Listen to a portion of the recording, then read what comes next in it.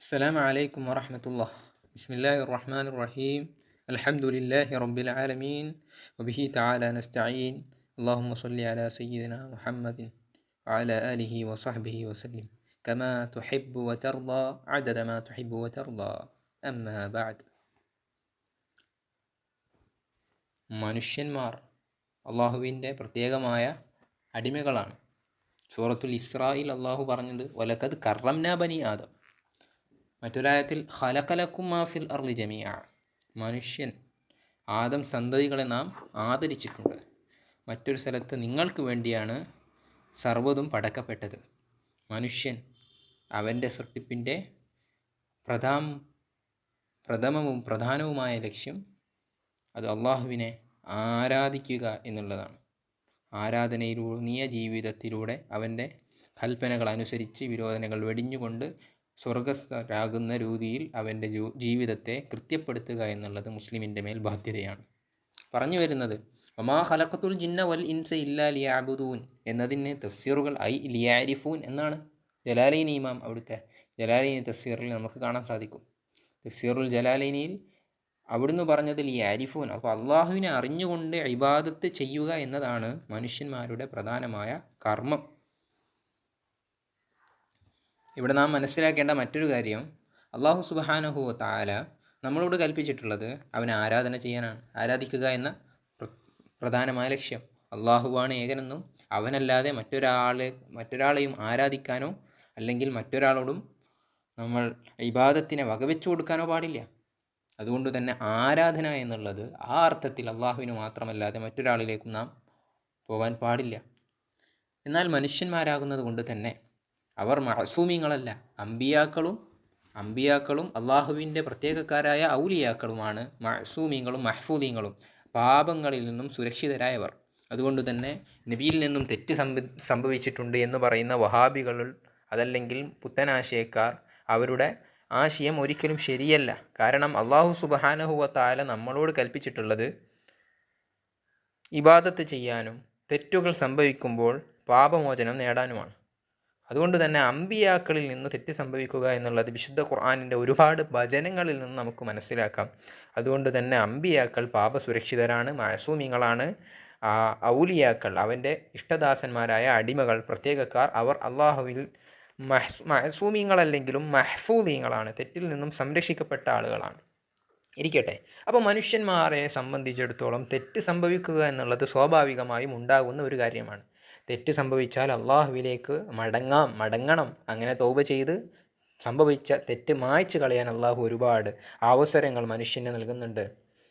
റൂഹ് തൊണ്ടക്കുഴിയിൽ എത്തുന്നത് വരെ എന്ന് വെച്ചാൽ അവൻ്റെ തൗബ റൂഹ് തൊണ്ടക്കുഴിയിൽ നിന്നും എടുക്കുന്നത് വരെ, അതല്ലെങ്കിൽ തൗബ സ്വീകരിക്കുക എന്നുള്ളത് ഖിയാമത്ത് നാൾ വരെ അള്ളാഹു സുബ്ഹാനഹു വ തആല അവൻ്റെ തൗബ സ്വീകരിക്കുമെന്ന് ഹദീസുകളിൽ കാണാം.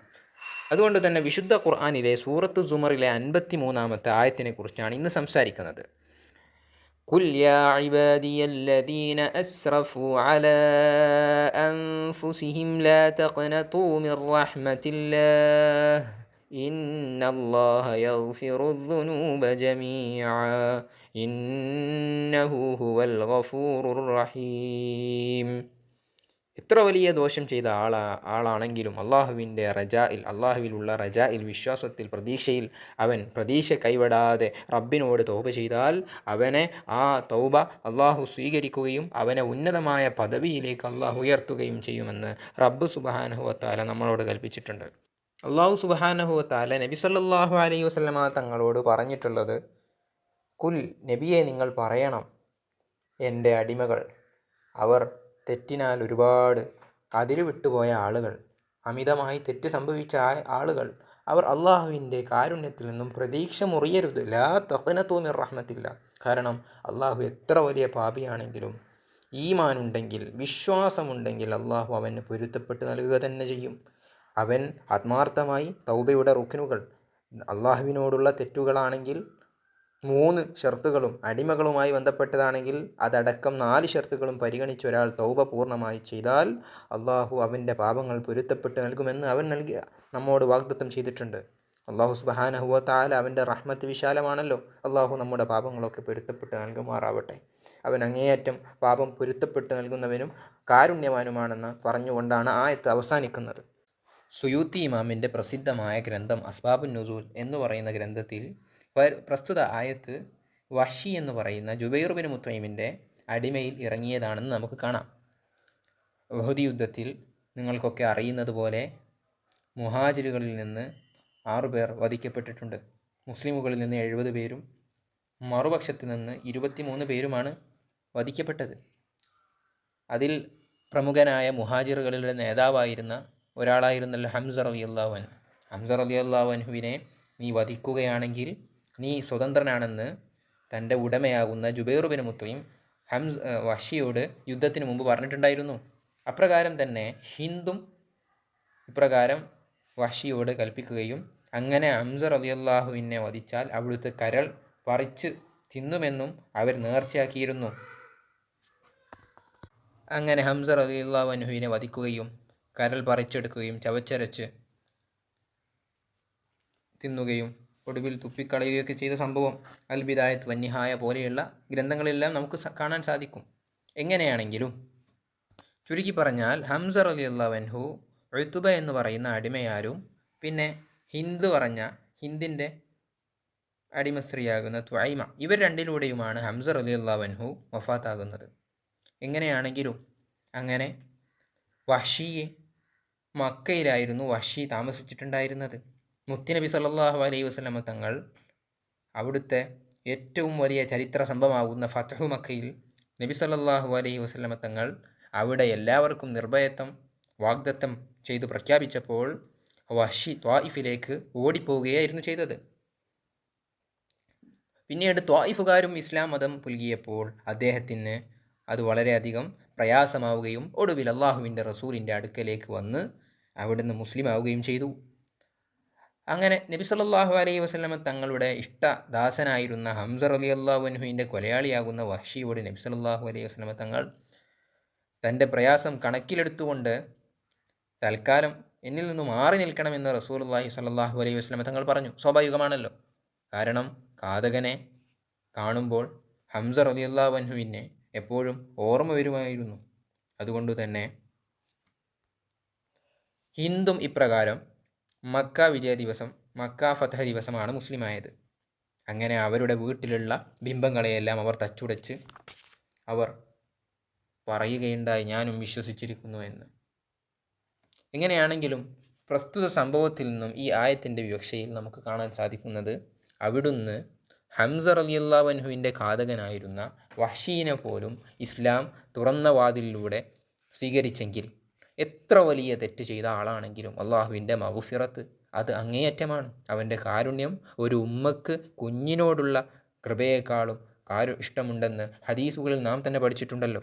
അതുകൊണ്ട് തന്നെ പരിശുദ്ധ ഖുർആനിലെ ഈ ആയത്തിൽ നിന്ന് അയിമ്മത്ത് പറഞ്ഞു തരുന്നത് ഈ ആയത്താണ് ഏറ്റവും പ്രതീക്ഷ നൽകുന്ന, അടിമകളാകുന്ന പാപികളാകുന്ന മനുഷ്യന്, ഒരു മുസ്ലിമായ അടിമക്ക് ഏറ്റവും പ്രതീക്ഷ നൽകുന്ന ആയത്താണ് സൂറത്തു സുമറിലെ ഈ ഒരു ആയത്ത്.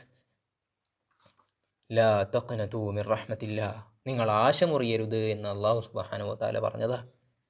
Abdullahi bin Amr bin as തങ്ങൾ ഈ ആയത്തിനെ കുറിച്ച് പറഞ്ഞത് ഹാദിഹിൽ ആയത്തു അർജ ആയത്തിൻ ഫിൽ ഖുർആൻ എന്ന് തഫ്സീർ ഇബ്നു കസീറിൽ നമുക്ക് കാണാൻ സാധിക്കും.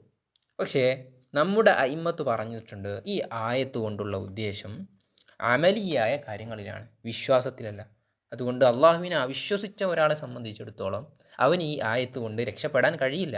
വിശ്വാസമുള്ള വിശ്വാസിയുടെ കർമ്മങ്ങളിൽ ഉണ്ടാകുന്ന എത്ര വലിയ അപാകതകളും അള്ളാഹു പൊരുത്തപ്പെട്ട് നൽകുമെന്നാണ് ഇതുകൊണ്ടുള്ള ഉദ്ദേശമെന്ന് ഇമ്മത്ത് ഉലമാക്കൾ ഈ ആയത്തിനെ വിശദീകരിച്ചെടുത്ത് നമുക്ക് കൃത്യമായി പറഞ്ഞു തന്നിട്ടുണ്ട്. അതുകൊണ്ട് ദോഷങ്ങളെല്ലാം ചെയ്തവരാണ് നാം എല്ലാവരും. ദോഷം മനുഷ്യ സഹജവുമാണ്. എന്നാൽ ചെയ്തു പോകുന്ന ദോഷത്തിൽ അത് ചെറുദോഷമായാലും വൻദോഷമായാലും അതിൽ നിത്യമായി നിൽക്കാതെ അള്ളാഹുവിലേക്ക് പാപമോചനം ചെയ്ത് അള്ളാഹുവിലേക്ക് അടുക്കുക, യഥാർത്ഥ വിശ്വാസിയായി ശിഷ്ടകാലം ജീവിക്കുക. ഇന്നൽ ഹസനാത്തി യുദ്ഹിബിന സയ്യിആത്ത് എന്ന് ഖുർആൻ പറഞ്ഞിട്ടുണ്ട്. അങ്ങനെ ജീവിച്ചാൽ അവൻ്റെ നന്മകൾ തിന്മകളെ മായ്ച്ചു കളയും എന്ന്. മറ്റൊരായത്തിൽ ഇല്ലാമൻ താബ വാമന വാമില അമലൻ സ്വാലിഹ, തൗബ ചെയ്തുകൊണ്ട് പിന്നീട് സൽക്കർമ്മങ്ങൾ ചെയ്താൽ ഫഉലൈക യുബദ്ദിലുല്ലാഹു സയ്യിആതിഹിം ഹസനാത്ത് എന്ന് അല്ലാഹു സുബ്ഹാനഹു വ തആല ഓർമ്മപ്പെടുത്തിയിട്ടുണ്ട്. നമ്മുടെ മുന്നിൽ അവസരങ്ങൾ ഇനിയുമുണ്ട്. മരണം വരെ, ഖിയാമത്ത് വരെ സ്വീകരിക്കപ്പെടുന്ന ഈ തൗബ നമുക്ക് ഇന്നും നാളെയും എപ്പോഴും നമ്മുടെ ഖൽബിലുണ്ടാകണം. ഇസ്തിഗ്ഫാർ ചൊല്ലിക്കൊണ്ടും തൗബ ചെയ്തുകൊണ്ടും ചെയ്തുപോയ ദോഷങ്ങളിലും തെറ്റുകളിലും സങ്കടപ്പെട്ടുകൊണ്ട് റബ്ബിലേക്ക് കേണപേക്ഷിച്ച് കൈ ഉയർത്തിയാൽ നാഥനായ അള്ളാഹു സുബ്ഹാനഹു വ തആല അത് കാണാതിരിക്കില്ല. അവൻ്റെ റഹ്മത്ത് വിശാലമാണ്, അവൻ അങ്ങേയറ്റം മാപ്പ് നൽകുന്നവനുമാണ് എന്ന് ഓർക്കുക. അള്ളാഹു നമ്മുടെ പാപങ്ങളെല്ലാം പൊരുത്തപ്പെട്ടു നൽകുമാറാവട്ടെ. അസ്സലാമു അലൈക്കും വറഹ്മത്തുള്ളാഹി.